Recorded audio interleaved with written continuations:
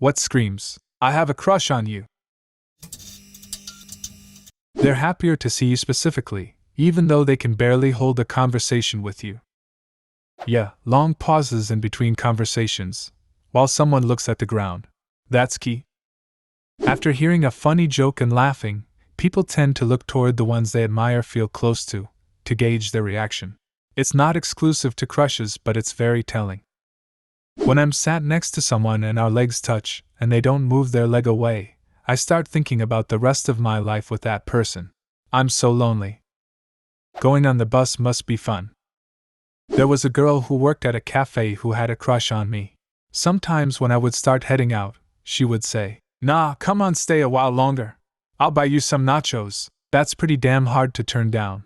So she'd buy some nachos on employee discount and make a badass plate of nachos, and then we'd sit and share it. Yay, that's crush territory. That's lovely. What happened between the two of you? Things didn't work out. She was in the depths of a coke addiction, but I actually ended up helping her a lot with that, and in general, I decided she needed a friend to vent to, not a romance. I ran into her about a year after we drifted apart, and she ran up and hugged me so tightly and told me, "You saved my life." I tried to play it off, but she wasn't having it. "You saved my life. And don't ever think otherwise. I've never cried so damn hard in my life. Felt good to just make a positive impact in the world of one person." Of course, there was the animal part of me that was attracted to her. But another part of me knew that I had taken the more important path with her, and I'm really happy about how she's doing. I know I'll find the right one. She wasn't it in that sense. Although the nacho move, I mean, that's just a winner move right there. Typically only others can see it, but when they look at you every chance they get when you aren't looking. Yup. Freshman year of high school, I had a huge crush on this blonde kid. At lunch one day, I saw him talking to a mutual guy friend. I could not stop looking over at him, because I liked him. I had been with my friends talking about random things when my friend pointed out that I kept looking at him, but that he kept looking at me too, whenever I wasn't looking. 7 years later, we are married and have babies. Always finding an excuse to be near said crush.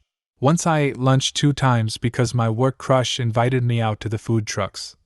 I was so full and low-key disgusted with how much I ate that day. Yup, I met my wife at the gym and started going to the gym at the same time every day, hoping she'd be there. Then I got into a mutual friend group with her, and I'd always tried to go to functions she was going to and sit near her, ride in the same car, etc. Edit. I feel like I should have pointed out that it was clear there were mutual feelings, and we were very good friends before we got married. Would not recommend doing this to someone who is not interested. Longing looks and nervous conversations. They make an effort to be around you when it's usually not naturally occurring. They share things they find funny, exciting, and personal they don't with others. Fuck, I do some of this to make new friends. Being in college and getting up at 7 a.m. to have breakfast with her when you have no classes at all that day. I had a girl do this in college. Wake me up same time every day with a shy knock on my door to see if I wanted to get breakfast. Obviously, I never turned her down. She would also make an excuse to come around to everyone's room and say goodnight just so she could make my room the last room and stay in there longer and have no one notice, except my roommate. We were like the unofficial parents of the floor. We dated for 2 years. You can tell a girl likes you by the position of her ankles. If they're behind her ears, she likes you. I used to have a crush on a girl whom I nicknamed Girl. Everyone else called her Girl because of me. One day, without realizing it, I started using her real name. Everyone else caught on instantly except for her. It was awkward. So, the nickname was before or after your crush on her? Before. We worked on the same shift together, and when she first started she was so bad that I assumed that she'd be fired, so I didn't want to commit her name to memory. It started out as a sort of insult, as I didn't expect her to stay for long. Called her Girl for about a year before it dawned on me that I'd developed a crush on her, and another 6 months on top of that before I slipped and started using her real name. So, it was pretty obvious to everyone when that happened.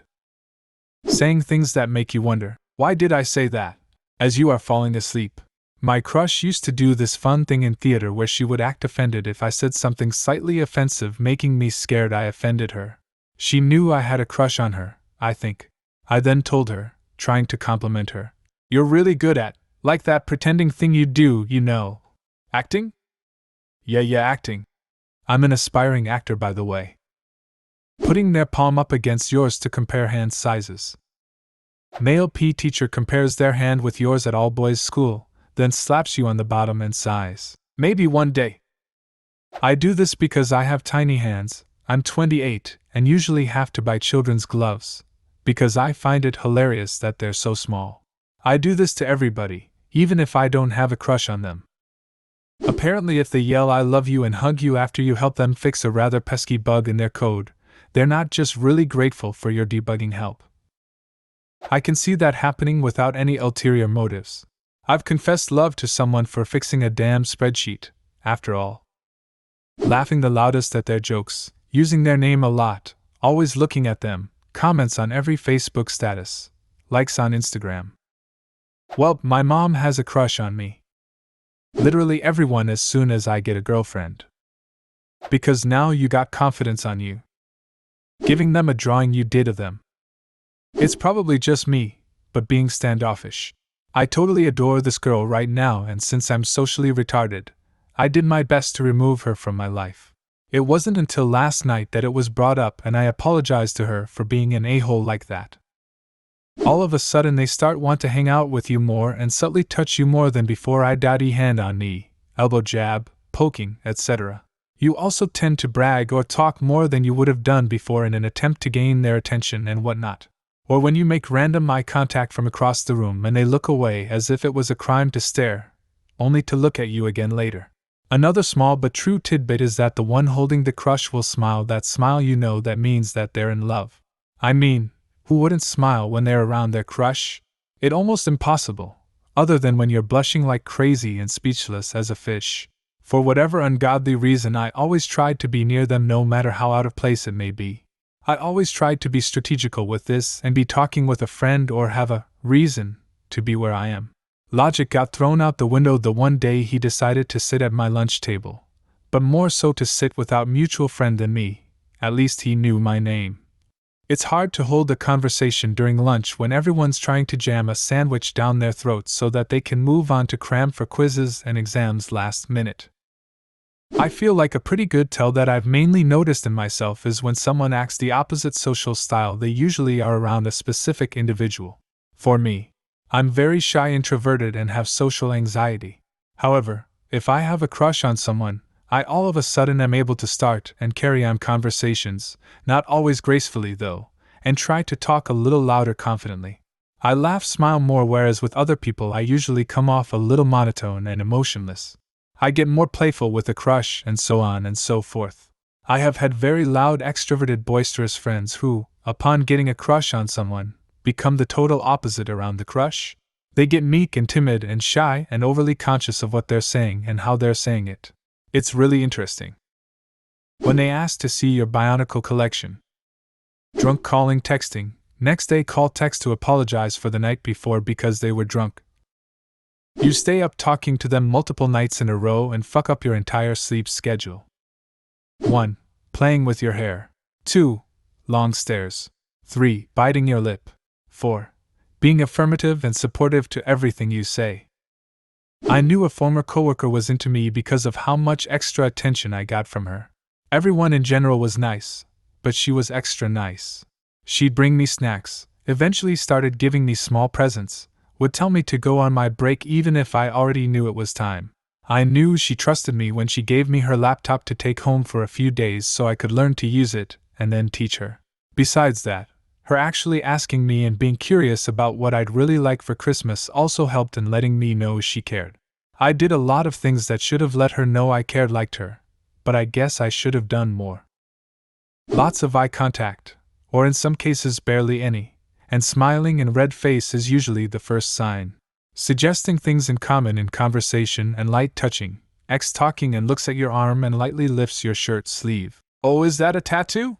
I have one in the same place. Most of the time you can just tell, people have a certain look in their eye talking to their crush. Compare the face they make talking to someone else versus talking to you if unsure. I waited for this girl's train who was my crush for an entire university year to try and get her interested in me.